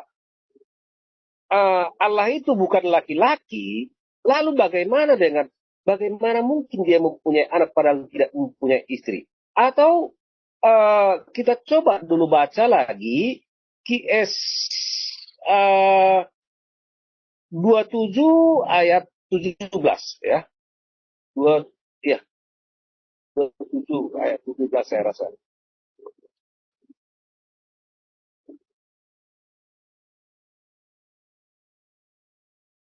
Oh, coba. Oh ya, salah. Coba, salah itu.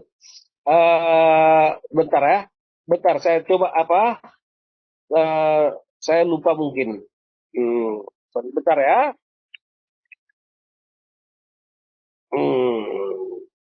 Bentar. Coba lupa saya. Tapi kalau dia bilang bahwa Allah itu bukan laki-laki, banyak ayatnya yang mengatakan kayak di surat Al-Ikhlas itu misalnya, Kul huwa Allahu, itu pakai huwa. Huwa itu artinya dia laki-laki. Iya. Kes 21 ternyata, 21 ayat 17, 21. Coba dibuka. Saya lupa apanya. 21 ayat 17 ya.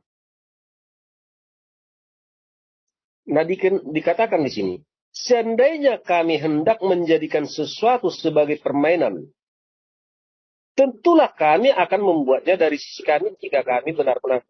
Ini sepertinya sudah dihilangkan kata-kata dari sini sebagian ya.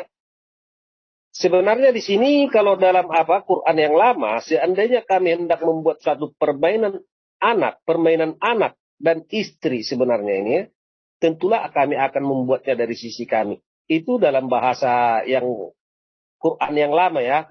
Mungkin ini sudah direvisi. Nah makanya kalau kita baca dalam tafsir Ibnu Katsirnya, istri yang dimaksud itu dari sisi kami itu adalah dari sisi bidadari ya. Nah, kalau kita baca Ibnu Katsirnya itu sisi kami itu dimaksud apa? Bidadari. Itu kalau kita baca dari Quran yang lama ya. Istri anak ya, tentulah kami membuatnya dari sisi kami. Nah, permainan istri dan anak ini, istri ini yang dimaksud di sini adalah bidadari ya, kalau kita baca dalam tafsirnya. Nah, kemudian menanggapi apa tadi? Tentang Allah ya, Allah. Nama dia bilang, nama itu. Dalam Alkitab tidak pernah disebutkan Allah itu adalah nama. Coba dikasih dulu Keluaran 7 ayat 1. Dikasih Keluaran 7 ayat 1 dulu ya.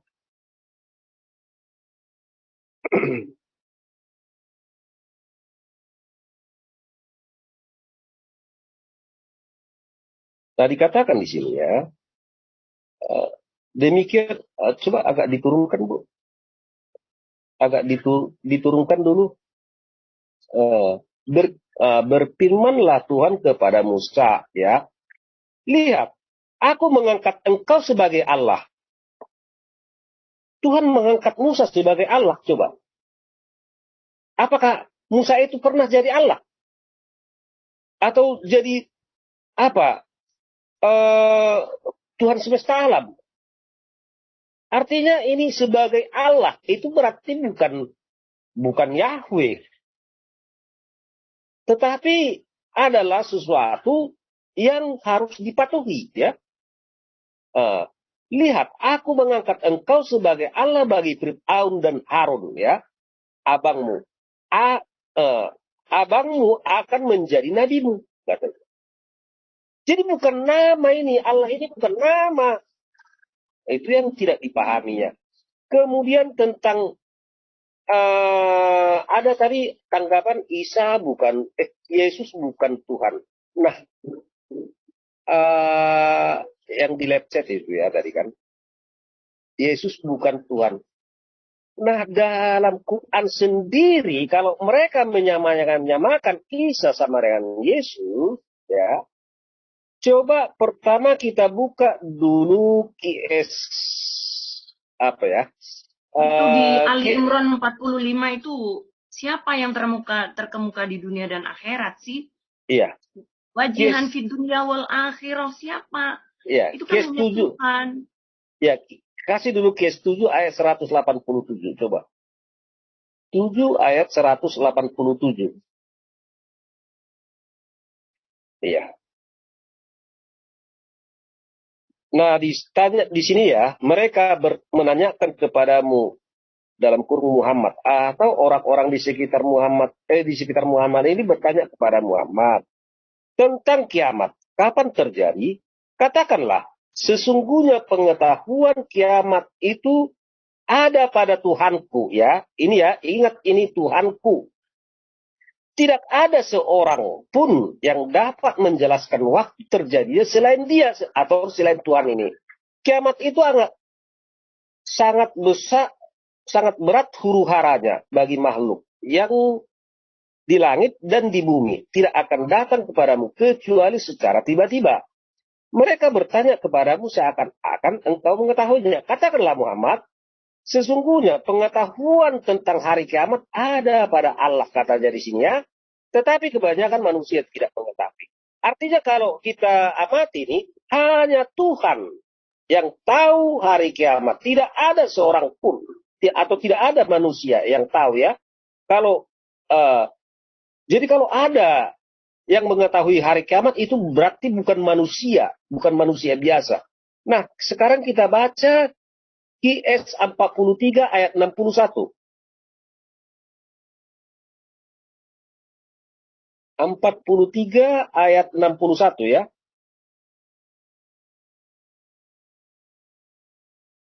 Dikatakan dan sungguh dia atau merujuk kepada Isa benar-benar menjadi pertanda akan datangnya hari kiamat ya, hari kiamat. Pertanda akan datangnya hari kiamat. Sebenarnya dalam bahasa aslinya ini bukan pertanda tetapi pengetahuan ya, pengetahuan. Ini hasil revisi menjadi pertanda dibuat ini ya. Kalau Quran yang lain pasti pengetahuan akan datangnya hari kiamat. Ya, pengetahuan sebenarnya ini, bukan pertanda. Karena ya, itu janganlah kamu rasa. Ini Pak, ayatnya kan la ilmun. Ilmun itu mengetahui, bukan pertanda. Memang. Nah, iya. Jadi yang mengetahui hari kiamat itu adalah Isa. Ya kan?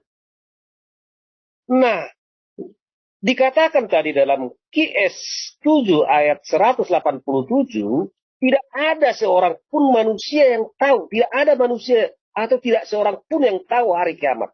atau manusia. Nah, mengapa Isa tahu hari kiamat? Itu artinya dia itu Tuhan. Dan dikatakan tadi, hanya Tuhan yang mengetahui hari kiamat. Nah, mengapa Isa ini tahu hari kiamat? Nah, itu yang harus kita, itu yang mereka tidak pernah pikirkan, tidak pernah teliti sampai di sana. Hanya karena banyaknya dalam kurung. Apalagi kalau kita pertanyakan di mana Isa sekarang. Mereka akan berbelit-belit. Contoh dalam Kias 5 ayat 5 Kias 3 ayat 55, di mana Isa itu? Coba dikasih buku. Tolong bisa dibuka lagi Kias 3 ayat 55 ya. Jadi dalam logika Islam bahwa Allah itu tidak bisa memasuki ciptaannya. Tidak bisa memasuki ciptaannya. Segala sesuatu ciptaan tidak bisa dimasukinya. Nah, kita baca di sini. Ingatlah, ya dalam kurung, ingatlah ketika Allah berfirman, wahai Isa, aku mengambilmu dan mengangkatmu kepadaku. Ini ya, kepadaku. Sekarang kalau di Isa sudah diangkat kepada Allah, kira-kira di mana Isa? Apakah di sisinya? Apakah di depannya? Apakah di surga? Tidak. Tapi kepadaku. Di mana Isa ini?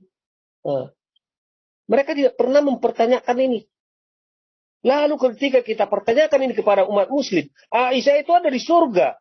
Apakah Allah sudah di surga? Apakah Allah bisa memasuki surga? Tidak bisa. Karena surga itu ciptaan.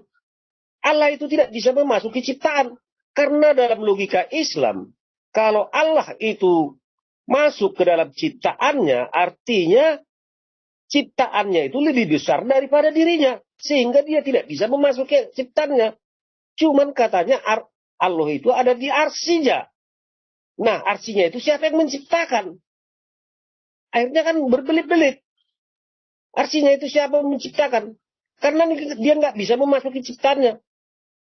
Nah, kemudian kita baca nih. Serta menyucikan kamu dari orang-orang kafir. Ya. Dan menjadikan orang-orang... Pak, koreksi Pak, itu artinya itu kurang tepat itu. Yang mutawafika itu mematikanmu. Mewafatkanmu. Iya. Jadi bukan mengambilmu. Di sini mengambilmu ini salah. Ya waroh itu mengangkat. Iya, mutawafika itu membuat mati lah istilahnya kan, membuat mati. Ya. Cuman ini makanya baru itu. Ini kan. Makanya kalau dalam Quran ini semut yang ada yang berbicara dengan Sulaiman itu sekarang sudah jadi ratu kalau di sini. Ya kan? Nah, dikatakan di sini menjadikan orang-orang yang mengikutimu di atas orang-orang kafir. Artinya yang tidak mengikuti Isa ini adalah orang-orang kafir. Sampai kapan? Hingga hari kiamat. Nah, ketika kita bertanya ini, kita suruh orang muslim membaca ini, mereka tidak akan mau membaca hingga hari kiamat ini. Karena takut mereka dipertanyakan. Kalau kita tanyakan, sampai kapan? Mereka bilang, pada zamannya. Mereka kan katakan itu, pada zamannya. Padahal di sini, hingga hari kiamat. Nah, kiamat sekarang belum pernah terjadi kiamat. Artinya yang tidak mengikuti Isa ini adalah orang-orang kafir sampai kiamat. Itu yang dimaksud. Nah, itulah yang tidak dipahami muslim ya. Jadi saya rasa itu saja karena ada tadi pertanyaan di live chat ya. Itu saja yang bisa saya sampaikan. Terima kasih. Ya, Pak Joker, ini pertanyaan terakhir ya. Karena ini sebentar lagi kita akan ada acara berikutnya. Silakan.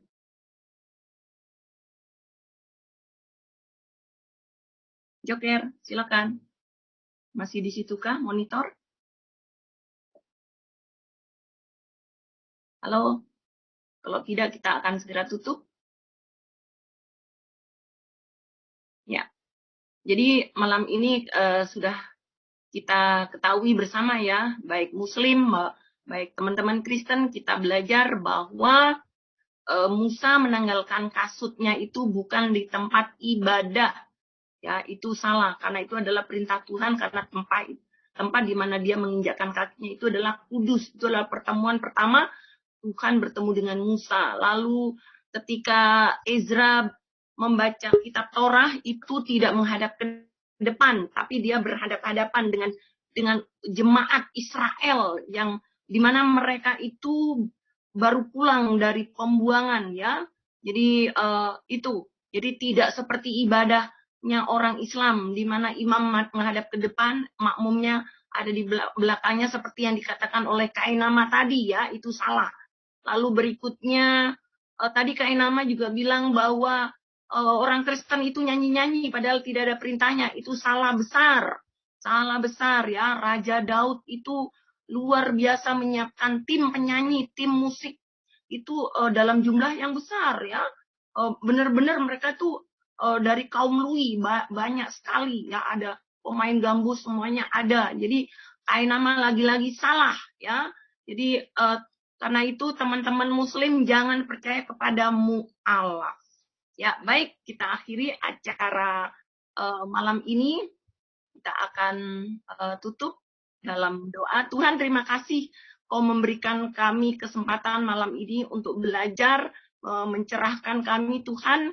Biarlah apa yang kami diskusikan malam ini akan menjadi pelajaran yang sangat berharga bagi kami semua, baik yang ada di room maupun yang ada di channel-channel baik Kristen maupun Muslim. Biarlah Kau memakai channel-channel kami Tuhan untuk mencelikkan orang-orang yang masih gelap, orang yang buta, tertutup oleh selubung itu, sehingga mereka akan melihat kebenaran itu Tuhan. Terima kasih, berkati hamba-Mu Pak Dwi yang sudah mengajar kami, berkati kesehatannya, berkati pekerjaannya, pelayanannya, berkati anak-anaknya Tuhan. Terima kasih, terima kasih. Inilah doa kami alaskan hanya di dalam nama Yesus, Tuhan dan Juru Selamat kami. Amin. Amin. Terima kasih teman-teman untuk menyaksikan acara ini. Sampai jumpa di minggu depan dengan tema yang berbeda. Shalom teman-teman. Tuhan Yesus memberkati.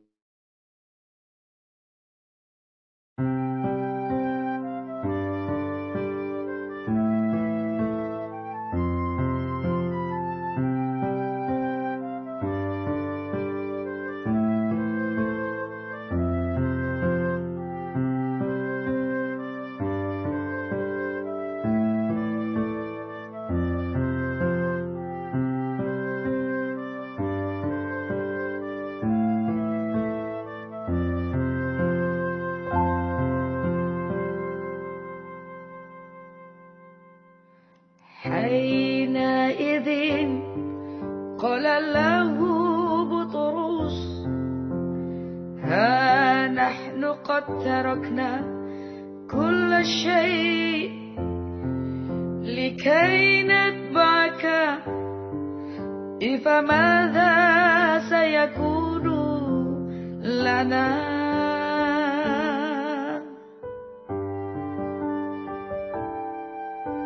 فقال لهم يسوع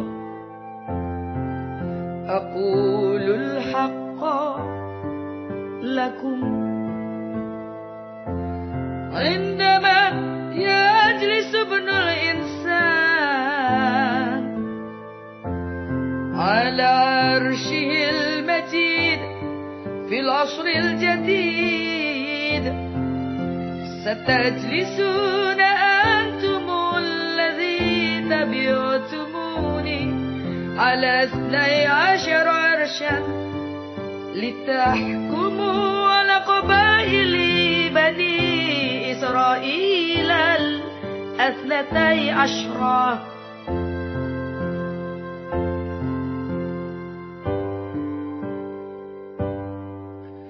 وكل من ترك بيوتا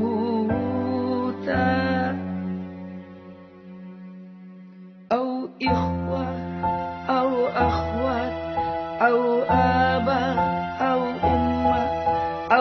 وأنا أوحو كلا من أجلي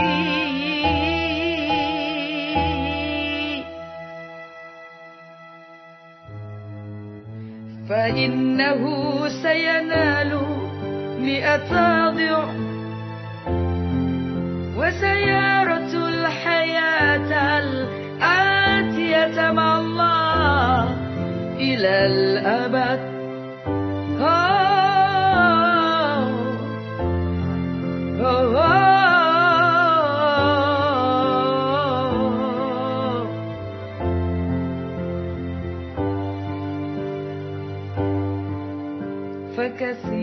فكثيرون هم أول الناس الذين سيصيرون آخر الناس وكثيرون هم آخر الناس الذين سيصيرون أول الناس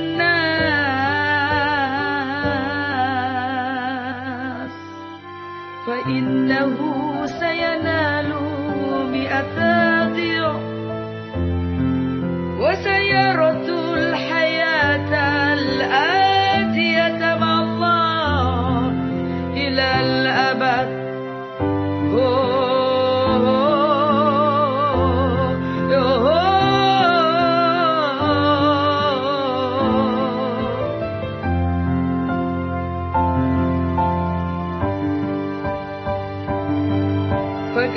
فكثيرون هم أول الناس الذين سيصيرون آخر الناس وكثيرون هم آخر الناس الذين سيصيرون أول الناس وكثيرون هم آخر الناس الذين سيصيرون أول الناس